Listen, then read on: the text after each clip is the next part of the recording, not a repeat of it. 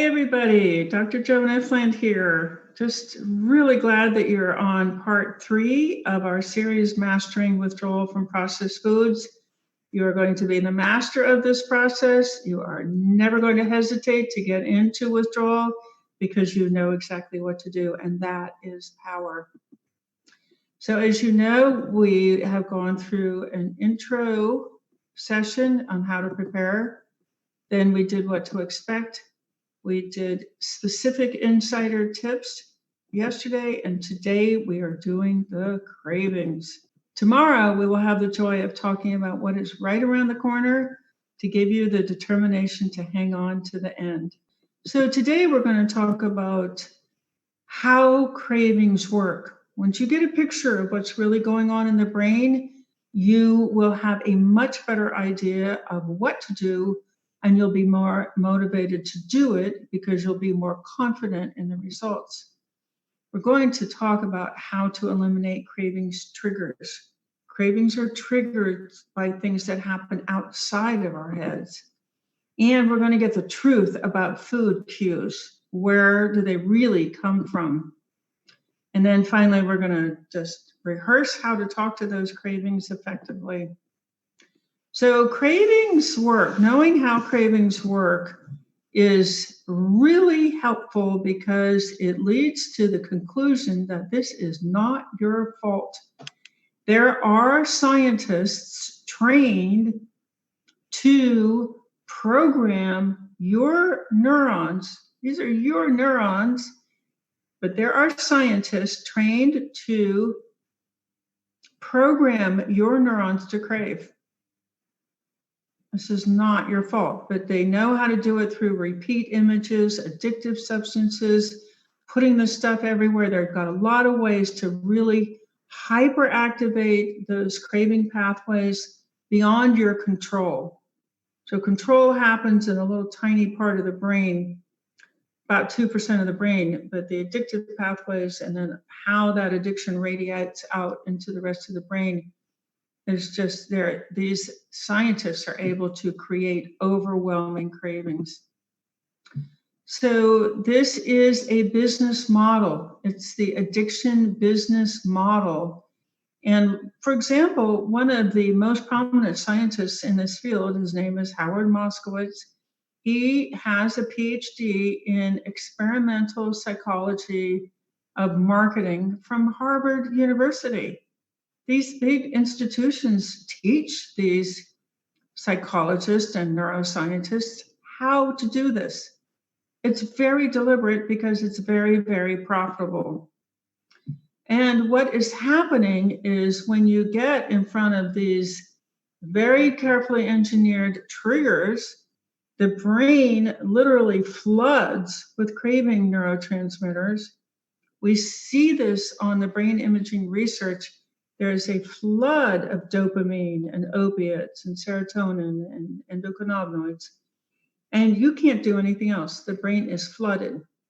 It's just like if your car is flooded, you can't start the car. If your brain is flooded, you cannot think your way out of that.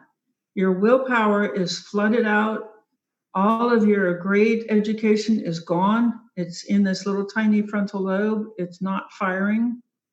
And instead, your brain is responding overwhelmingly to this urge or desire or longing to eat these processed foods. It's been done to you for profit. So a lot of times professionals are saying, well, you should try harder or you should just have more willpower. This is totally ignorant.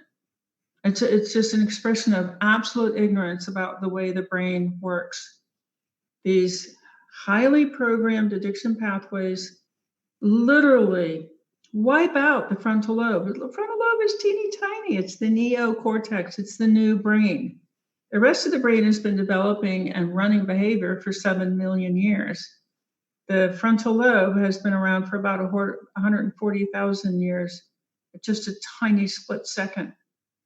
It can't control anything. It's there for thinking, for creating, but it does not control behavior.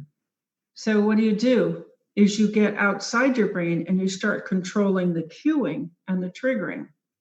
So that's how cravings work. And once you know that, you're empowered. You're going to take a completely different strategy for controlling cravings. You're going to eliminate triggers. So first of all, really pay attention to pain. A pain is a trigger.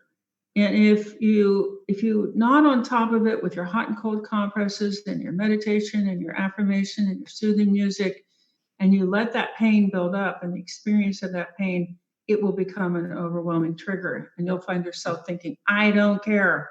I just want to stop the pain. And you remember that processed foods do provide a momentary numbing, and you literally lose your mind, you lose track. So, this is replace triggering people. Like when you're going through withdrawal, do not be around people who are shoveling that processed foods in their face. They're very triggering. Angry people, depressed people, anxious people, just say, look, I need to be alone for 4 days to deal with this withdrawal. Just don't be around them. And then really catch your negative thinking. Negative thinking actually is a trigger. I'm no good, I'm a loser, I never get this right. Every time you start one of those thoughts, just go right over to positive thoughts. I have new training, I can do this, I know what to do, I am powerful, and then all your other affirmations. I stop pain easily, I am really good at this. So just really watch that negative thinking and don't let it build up. Stay off the screens, guys, stay off the screens. Screens are designed to make you upset. All commercial programming, all media, all Hollywood, it's all designed to make you upset so that you will go buy something. It's designed, most of the actors have eating disorders themselves. It's in their contracts that they have to do like semi-anorexia in order to prepare for movie parts. So you're watching eating disordered people, and while you're in withdrawal, that is just, it's going to work against you. It is a trigger to relapse. Now, what is the truth about food cues? So when I started into recovery in 1996, which as of today is 24 years ago, we had this myth, and it was a myth, and it was false. But you had to have the substance in your system in order to have cravings. So people would say, well, I knew there was something in my food because I had a craving. That is so contrary to literally dozens and dozens of studies showing that cravings come from a trigger in our environments, the sight, sound, smell, an emotion, a nasty person, a rude comment, fatigue, stress. That's where cravings come from. It also comes from availability. There's an automatic part of our dopamine system such that if our brain knows, like it has seen something in the kitchen, it will start to leak dopamine. And the dopamine will just build and build and build until it has control of your behavior. And then almost like a robot, you're getting up and you're going to the kitchen and you're getting it. So lock up the bad food. If there are adults, kids don't get a choice in this, but if there are adults in the household who insist that they have toxic foods available to them, get them locked up in the trunk of their car, out of the house. Children, if you can get the children to go through withdrawal with you, then you're all going to pop out of it and feel so much better and like each other better. So you don't keep food on hand, toxic, addictive, disease-carrying, processed foods, because children want them. Your job, and this is what a therapist told me, my job is to protect my children. I'm the only one that can protect them. So I do. When my girls were 11 and 12 years old, when I started this, I did not keep processed foods in the house for them. My husband was on board with this. We just didn't keep them in the house. It's really, really crucial that you understand that availability will just make you crazy. And then reminders. So great, you've got the processed foods out of your house, but there are, I don't know, other reminders like television placement, if you know that whole scam where they put products into movies for a fee. Magazines, books, diet books, recipe books. This is a process to get your house clear of triggers, but to the extent that you're able, put a tablecloth over the TV. The TV is just one massive relapse trigger, and get all other reminders out of the house. Half-price books and addicted people. So for this 4-day period, and you may decide that you are going to extend this, this was one of the rules I gave my family from my therapist in 1996, which is you cannot eat the bad stuff in front of me. So my therapist was very aware of addictive triggers, and she said, Joan, if you were going to quit smoking, you wouldn't let your family members smoke in front of you, so don't let them eat the bad stuff in front of you. It's a very, very good piece of advice. All right, this is so, I mean, it's a little bit funny, but it's not, because it works. Tell the truth to your cravings. We are talking to cravings effectively. Tell the truth. The truth is, I only have one more day, and if I cave now, it's just going to start all over again, and you're lying. I don't need that bite. I'm strong. I know what to do. So speak the truth to those cravings. Name the gremlin. This is from a book called Taming Your Gremlin by Rick Carson. Get a name for that craving thought cluster. Nasty cravings, get out of my head. I don't want to see you anymore. And then set up your recovery voices, like practice what you're going to say to the cravings. You are a liar.